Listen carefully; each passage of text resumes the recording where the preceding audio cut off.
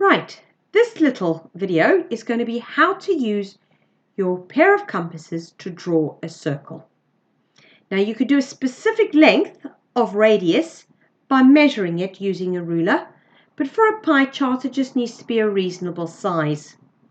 Now here's a few tips. Number one, have a look at the gap between the pencil and the sharp point. If it's all possible, try and get them as close to being the same height. Do not have your pencil too far down. That won't work at all. Make sure your compass is really tight. If you've got one of these ones, you'll notice there's a spot here for a screwdriver, which you can use a screwdriver, or a sharp pair of scissors works as well, just to tighten it. It's got to be fairly tight, otherwise it's going to go wobbly.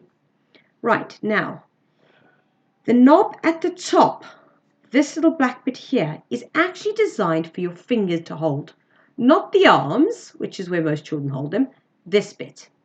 So we put our compass down and we hold at the top. Now, most of the problem comes from when we're swiveling. So instead of swiveling the compass, we're going to turn the paper. So you stab it as deep as you can. Now, warning here, please do this in your maths book or on a piece of paper on top of your maths book. Nobody that you live with is going to appreciate a hole in the table. Lightly put the pencil down, and now all I'm going to do is turn the paper.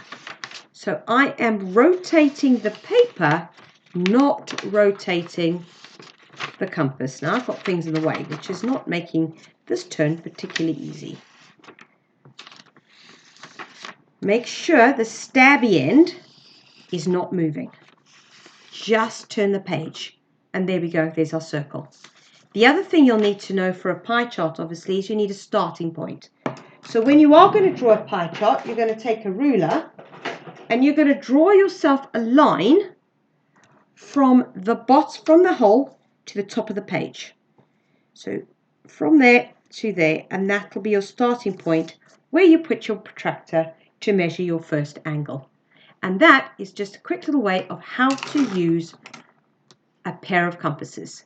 You might need to unfortunately make an Amazon order to be able to buy a pair of compasses and a protractor if you don't have them, but you need them anyway. And if you get them in a case and look after them, they can keep you going all the way to your exams at the end of GCSE.